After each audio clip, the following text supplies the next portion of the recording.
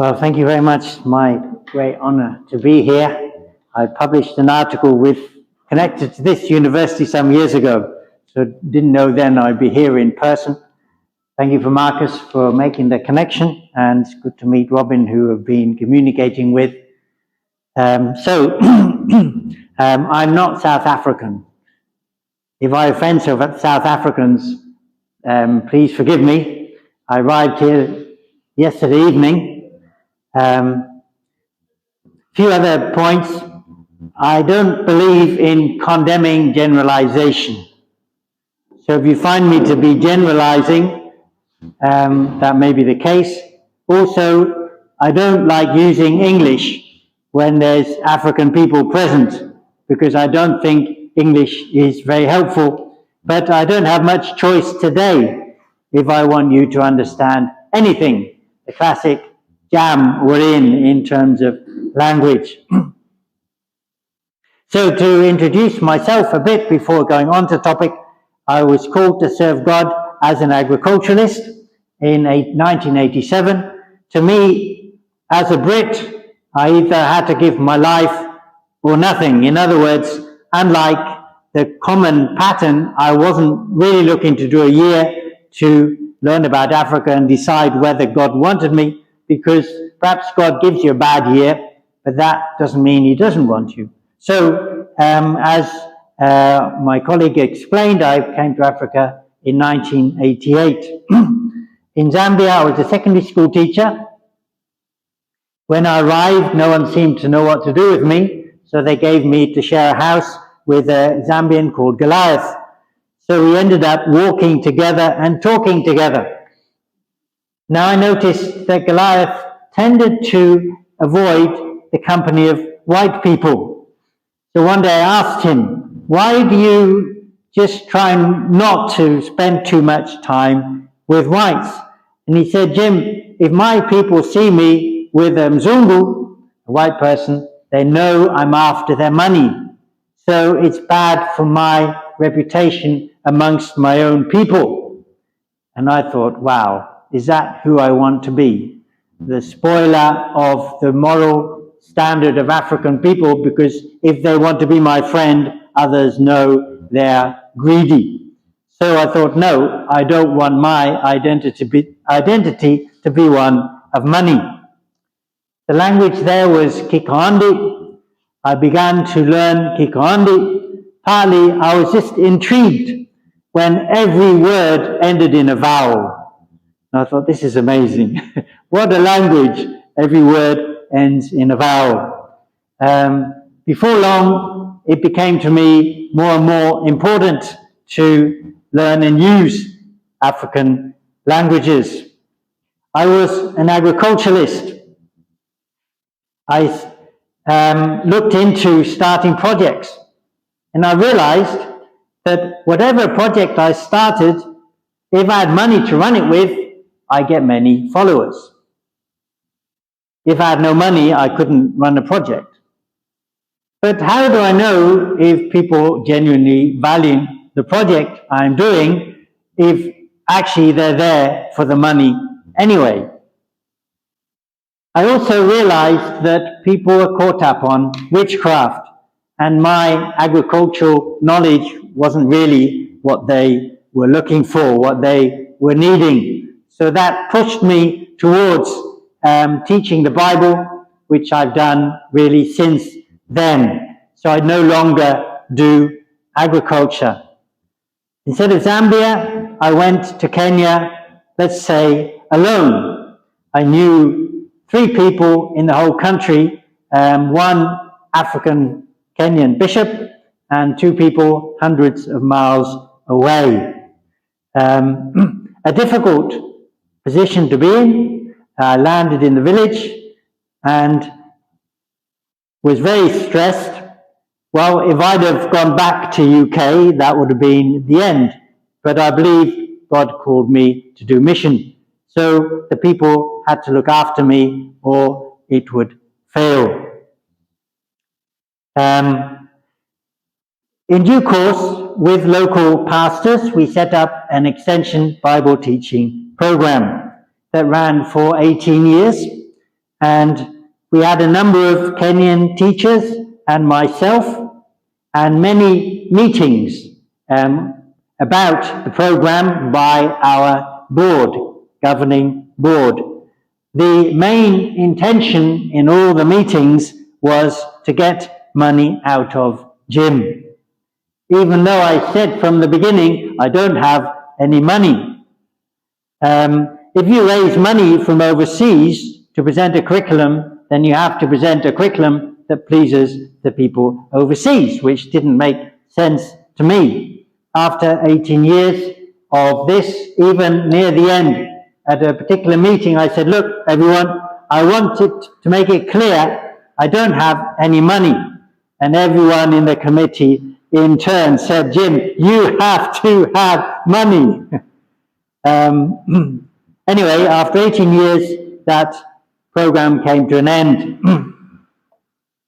By which point I also realized that I couldn't really teach theology to the people there because I didn't know how they understood theology in the first place.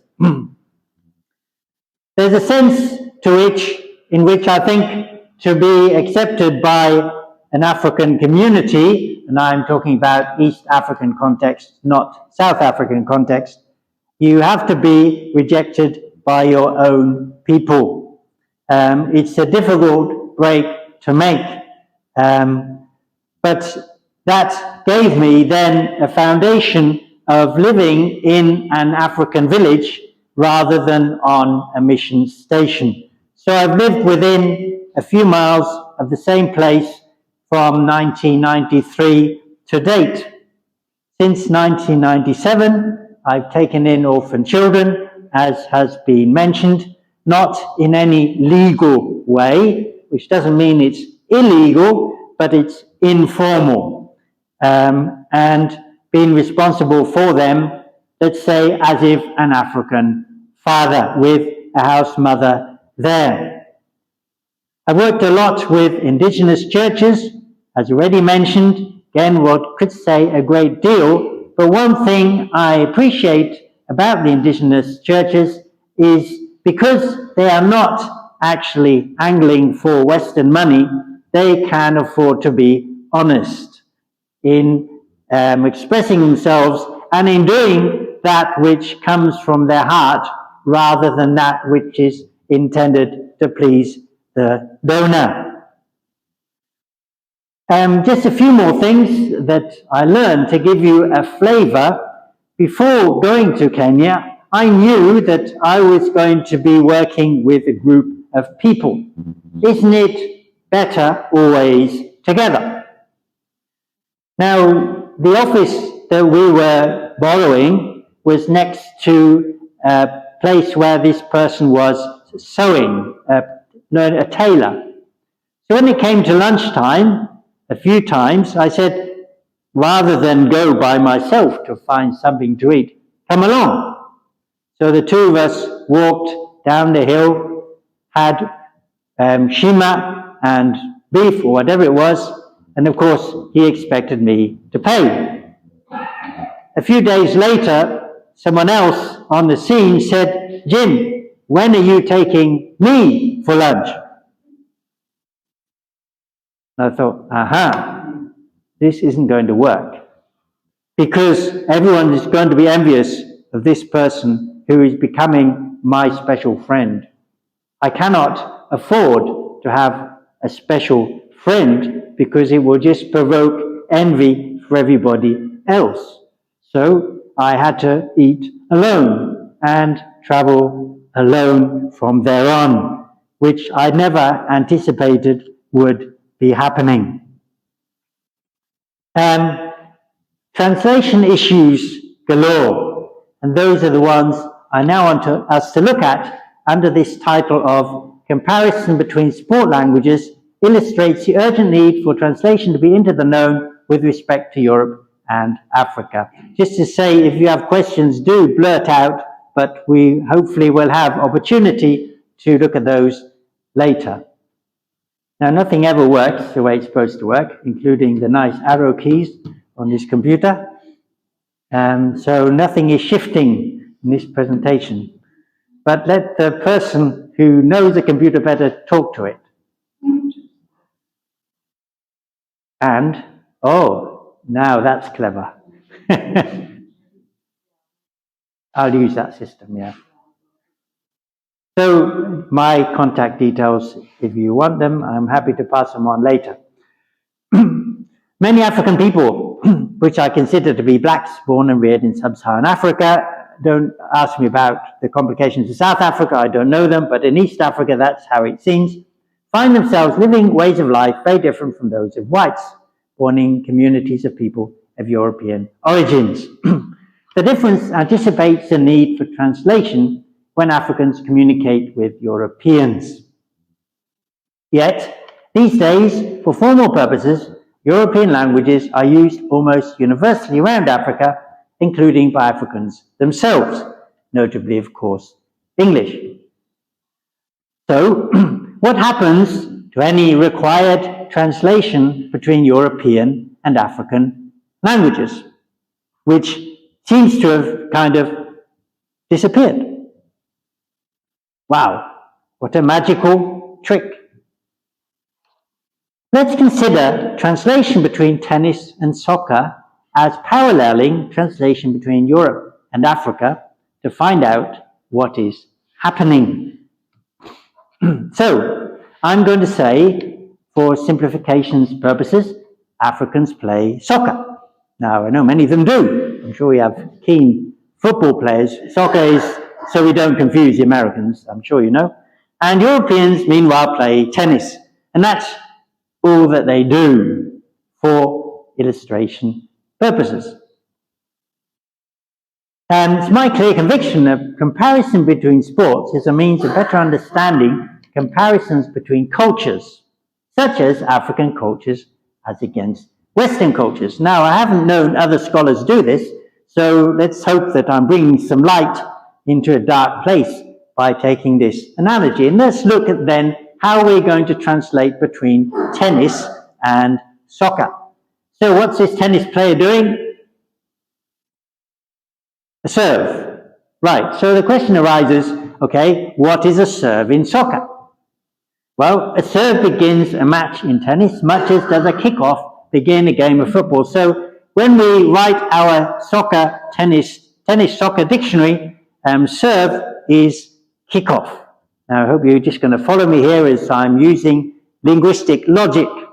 What's happening here? Well, the ball is going over the net. So what is a ball going over the net in tennis? In soccer? Well, of course, sorry, the top's cut off. We have to realize that when a ball goes over the net in tennis, it's success. Which is the same as a ball in football going into the net. So a ball going over the net in tennis is best translated by a ball goes into the net in soccer, second term in our African languages English dictionary. In tennis, we have a ball going out. So what is a ball going out in soccer? Well, when the ball goes out on the side of the pitch, there's a throw-in. So my dictionary entry, ball goes out, throw-in. Now, I'm not going to take you through all of the tennis soccer language here, but serves do happen a lot. Now, kickoffs don't. So our translator says here, this serve having come so quickly can't indicate the beginning of the second half of the game. So the footballer translates serve this time using the term free kick. So second entry for serve in our dictionary is free kick. Ball hits the net. I think you know where we're going. When the ball hits the net in tennis, it means the ball goes over the net in soccer. So here's our third entry, whatever it is, in our interlingual dictionary. Another serve. Goodness, this serve is happening a lot. This can't be a free kick. What happens a lot in soccer? Well, it's a pass. So actually, a serve, third entry, is a pass. So we're getting a hold on this language thing now. Ball bounces in tennis. Now, giving you a little bit of a break, and the ball bounces in tennis and the ball bounces in football, and balls just bounce. So no particular profound translation here. Aha, a return. What is a return in tennis in football? Well, a tennis player returning a ball, preventing it from going out through the back of the court, parallels the goalkeeper's preventing the ball from going into the net. So in our dictionary, return is save. There's another bounce. Well, just bounces are just bounces, okay? No big deal there. Now it's happened. I must have pressed the wrong button. Would it come back? Maybe that's this way. There you go, aren't I clever? Another return of the ball. Now, this particular return of the ball is a bit different. It's the ball goes up, which is, I think we say in tennis, a lob, which is a bit like when the goalkeeper kicks the ball into play. So return has two translations, the second one being goalkeeper kicks ball into play. So this is what we've got for our translation from original European tennis into soccer. So following a serve, the ball went over the net, here, yes, but the ball was out. The following serve resulted in the ball going into the net. There is a bounce and the ball is successfully returned. Again, after a bounce, the ball is successfully returned. Now, what are the soccer players hearing when this tennis match is translated for them? After kickoff, the ball hit the net. Obviously a goal. There is a throw-in now, then a free kick, but the ball missed the goal. Oh, a good pass, a bounce of the ball resulted in shot at goal, which was saved. Another bounce, the goalkeeper's kick brought the ball back into play. So European people with their European languages think that when their English is translated for the benefit of Africans, it is telling about tennis, but it's not. It's telling about soccer. And it's a rather confused sounding version of soccer that doesn't even make much sense to the soccer players themselves. So in the third column, an aware translation, what should have been happening is something like this. We say, well, two people are playing a game using the small ball. What they do with the ball is beyond comprehension. The game cannot be understood from where we stand. Anyone wanting to understand the game should learn its language and use it consistently as they participate in playing. So, difficulties in translation are almost universally ignored. We just expect in East Africa, African people to use English, and when they do, we understand them. No translation required. This is what happened to translation? The sheer difficulty or impossibility of translation that we've seen, a serve being a kickoff or a pass, has majorly contributed to African peoples preferring to use a European language, because otherwise what they say never makes sense to Europeans, and they just condemn them for it. But who's the one not understanding? Not having European understanding, African people's use of European languages has produced dependence, incompetence, and leaves a gap between contemporary uses of knowledge and deeply held values and assumptions. So African culture remains unchallenged and continues largely independently of modernity as a result. Let's consider the direction of translation. Translation does at least two things.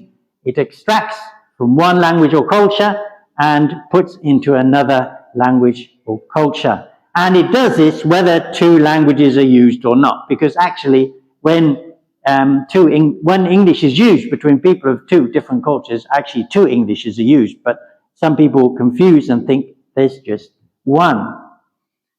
So good extraction requires knowledge of the source language. Good suggestion requires knowledge of the target language. So we suppose our examples of translation from tennis to soccer illustrate the dilemma that arises when what is in the source language is not there in the target language. Translation is not a word-for-word process at all, but requires an intelligent estimation of what might have some appropriate equivalents in the target language. Knowing that that was a serve, is by no means as difficult as is trying to imagine whatever might be equivalent to a serve in football or soccer. So knowing what's happening at the source is quite easy, I'm suggesting. Knowing how on earth to translate that into soccer language is an intricate, impossible, almost, exercise. So the difficulty seems to be in getting this thing into the different contexts. Knowledge of the target language is of primary importance, and hence translation should be into the known. The requirement of translation into the known is related to perspective in translation. Translation is never neutral. It's always perspectival. That is to say, people's pre-existing knowledge will affect how they receive new knowledge. Their reception of new knowledge will continually inform their pre-existing knowledge. Hence, translation requires a close knowledge of people's pre-existing conditions. The impact of pre-existing knowledge is illustrated by the 3 different translations given to the term serve in tennis. That is server's kickoff, server's free kick, and finally server's pass. So, very briefly there, look at translation. Drawing some conclusions or raising some questions. Why, given that one needs to translate into the known, do Europeans teach Africans? Surely Africans should be teaching Africans. And similarly, one can ask, why do Africans teach Europeans? Because as surely as Africans want to be taught, if not by Europeans, by those trained by them who imitate them, so also Europeans don't want to know about Africa from a European, they want to know about Africa from an African. In other words, translation these days is all wrong. It's doing it the wrong way around. I've already said, the last thing I like to do is to talk with African people. Now, my perspective is not South Africa, in English, because I don't understand their English. And neither can they understand mine. I'm from Britain. I can't not speak as a Brit when I use English just because I'm in Kenya. Now, if I use Swahili, then I begin to be able to connect with them. And when I hear them to speak, particularly Luo, which is the mother tongue, then I begin to realize where they're coming from in their speaking. But when they speak to me in English, it seems to be very confusing. So to understand someone's English, of course, one needs to know the mother tongue they're translating from, essentially, and the culture that mother tongue is expressing. So in order to understand a Luo person's English, you have to know Luo.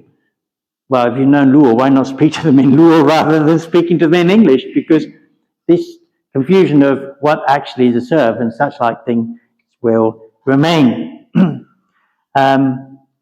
I found that as an English person, I cannot predict what African people will do by what African people will say. Now, when I think about this on a multinational or global context, this is just mind-blowing, because that's exactly what the world is doing. The powerful people listen to others in English, take them seriously, and think on that basis they know what they're going to do.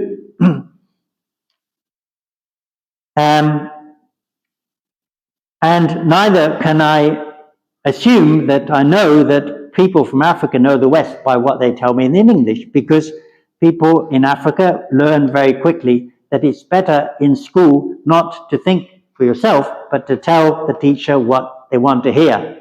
Because if you think for yourself, the soccer, tennis issues we've looked at here arise, and you seem to be talking whatever it is. I mean, better just to copy. Now, I've got children in my home who are at school, and sometimes I look at their notes, and it really is depressing to look at their notes, because that isn't, what they're told to write in the exams is not the way they think at all. It's copied from some Brit somewhere many years ago and recopied. Now, in how can we not know what African people say? Let's take the example of healing. And I've known British people who really struggled with how African people can believe they're healed through prayer, when it's clear that they're not. Of course, they're taking healing as biomedical, which correctly, they may not be healed by medicine, but healing in African context tends to be accepting what God has done in order for him to do it. And in a sense, you can even say, if you are sick and you've been prayed for healing by in the name of Jesus, and you say you're not healed, that's blasphemy. A totally different world underlying the term healing. Eternal life, I don't know what their practice is here in, let's say, Cape Town area, but around our way, Christians who believe in eternal life, some of them also make very certain that they go back to the grave after so many days and allow the spirit to go to the land of the dead. So the spirit is still around the grave until that moment. How can the spirit be around the grave when it's already in eternal life in heaven, and so forth? So we need a situation, it seems to me very clear, where Africans educate Africans. In other words, for an African to educate a fellow African, they might go to Europe and learn English and about English ways, and then they go back to their African people and use the African language to communicate what they've learned, translating rather than just imitating what they've been told. And similarly, when the West wants to learn about Africa, there should be Westerners in Africa using African languages, exposing themselves to what's happening in Africa, and those are the people who should be considered authorities in Africa back in the West.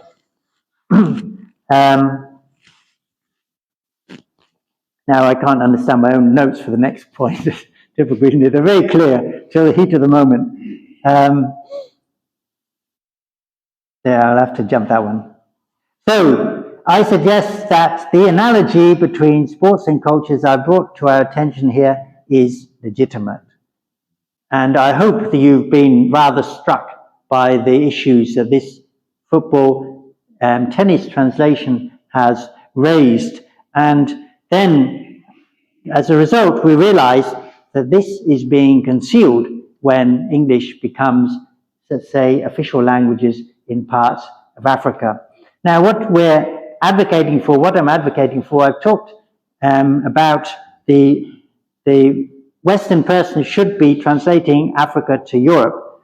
Now, I'm not here really to tell the African people what to do, but what I do advocate for is that there be Western people, more than there are now, who should be given the assignment of go to understand these people in this African country, which they need to do by functioning through that people's language, and they need also to do without using money, because as soon as you use money, as I said at the beginning, the answer tends to be yes for people who want your money.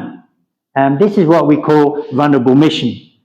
And those are the people who actually have the valuable contextual truths that need to inform the West. So in a broad sense, similarly, I would hope that our African schools would be taught by teachers who might have learned things from Westerners, but will communicate in ways that make sense in the light of knowing the student, translating into the known in African context. So that's what I had to share. Thank you very much for your attention. And